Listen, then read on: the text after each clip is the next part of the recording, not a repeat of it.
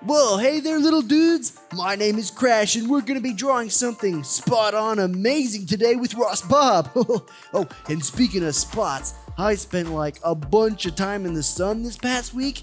Oh man, and I forgot to put some sunscreen on my turtle shell. Check it out, little dudes.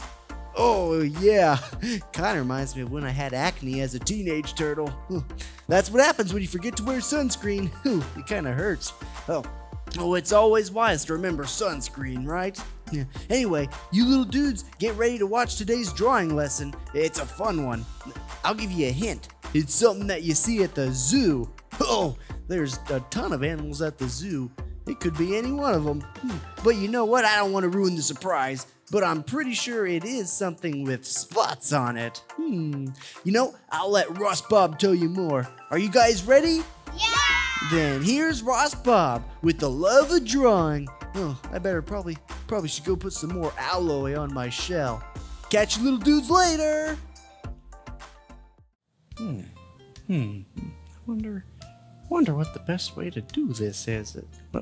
Oh, hey there, friends. Ross Bob here, and welcome to the Love of Drawing. Now today, we're going to be drawing one of my most favorite animals. One you can find at the zoo, actually. What's your guys' favorite animal at the zoo? Elephant, jellyfish, snake, lion. Oh, yeah, there's a lot of them. Well, actually, today we're going to be drawing a giraffe. That's right. God made giraffes just so special and unique. They've got like one of the longest necks ever. And they're colorful too, with spots all over them. Oh, but before we actually get into the drawing, we should probably talk about what we're going to use to color it. So as always, I like to go over all of my drawings and paintings with a little bit of black. I think that just makes for a good outline color. But we'll also be using some yellow to fill in the giraffe, and maybe we can give it some brown spots today. All right, so I'm working with an 11 by 17 piece of paper, but you guys at home can use any regular sized piece of paper that you have. And what we're gonna do is we're gonna use our hand to trace this bad boy. So it's kind of a little bit odd. You're gonna have to pretend like you're Spider-Man. You're gonna do this, but you're gonna leave your ring finger up, and you're gonna put it right up against the paper. Whoop. Yeah, I've got big hands, so my giraffe should be pretty big too.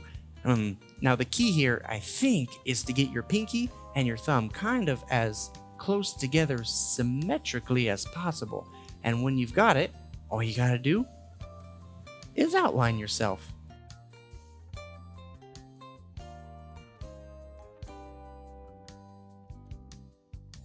Ta-da! How about that outline? Now, it may not look like a giraffe, but you know what? With the creativity that God gives us, we can sure make it look like a giraffe. Let's see here. Where would a good starting spot be? You know what? Maybe what I'll do is I'll come right up here and start with the tuft. The little tuft of hair that comes down and out would be a good little place to start. Yeah. And now you know what else is they've got rather a big nose and a mouth. So I'll come down like this. And I'll come back in. And try to have it lined up going out to my thumb, and maybe give them some nice big nostrils right there and right there. And maybe we can go ahead and just give them a little bump right there. Maybe we should go ahead and do the eyes next. He kind of looks a little bit blind without the eyes, so I think it's only fitting that we give him his eyes next. We're just going to start by, maybe we'll make him more pear-shaped. We'll go big at the bottom and then smaller on top. So we'll do a big white circle in the middle. And then we can go ahead and make one more circle. And there we go. Maybe we can give them some nice little eyebrows. Maybe they're thick eyebrows. Yeah. Nice, happy little eyebrows for our happy little giraffe. And then, you know what? We can color in. Maybe we can color in his eyes later. Maybe I was gonna color him black, but you know what? Maybe I can give him some blue eyes. Wouldn't that be pretty? Oh, but now we gotta give him his ears. He wouldn't be able to hear without his ears, so we're gonna have the thumb and the pinky be the ear, and we're just gonna give the ear a little outline up here, sort of have it meet on the outside. And you know what? Maybe we could, maybe he's got some hair in there. I feel like giraffes normally do have some hair in their ears. We can give him a little hairy patch right there. We'll go back in here and give him some more hair too. Maybe the last thing we should do here is give them some spots, huh? Giraffes still have tons of spots on their necks, so maybe that's what we'll do in here. We'll give them a spot right there and a big old spot in the middle. Yeah. Maybe we'll give them a little spot up here. Maybe one more over here. Ooh, a nice big one. And maybe, just for the fun of it, one more down here. Nice. Yeah. Well, what do you know? It went from a hand to a giraffe. Oh, but you know what? I think this would look even better if you colored it in. So I'm going to get to coloring. But as always, you guys can color your giraffe whatever color you want. If you want to make them blue or red or even pink, you go ahead because God made you creative like that. I'll see you when my giraffe is all done.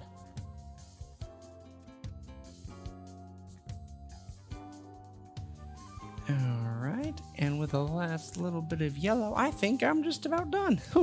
Oh, look at that. There we have our happy little giraffe. You know what? In our Bible story today, somebody had some spots they had to deal with. I can't wait for you guys to hear it and find out what happens. Oh, and if you guys do make a happy little giraffe of your own, don't forget to take a picture of it and send it to storytime@newspring.org. We'd love to see them. This has been The Love of Drawing with me, Ross Bob. Thank you so much for tuning in, guys. We'll see you later. God bless.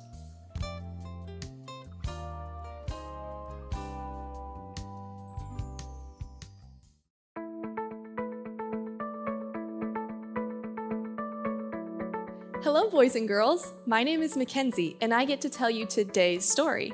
It comes from this book. What's this book called? The Bible. And if it's in the Bible, then we know it's true. This story is about a man named Naaman. Can you say Naaman? He was a leader in the army, so he was very important. But he had something sad happen to him. He had leprosy. Oh no! Leprosy was a disease that gave you itchy spots that really, really hurt. Can everyone say, ow? Ow! And there wasn't anything that could make it go away. No doctors and no medicine. But there was a little girl that lived in Naaman's house, and she knew about God, and that Elisha was a prophet, and he might be able to help. So she told Naaman to go talk to Elisha.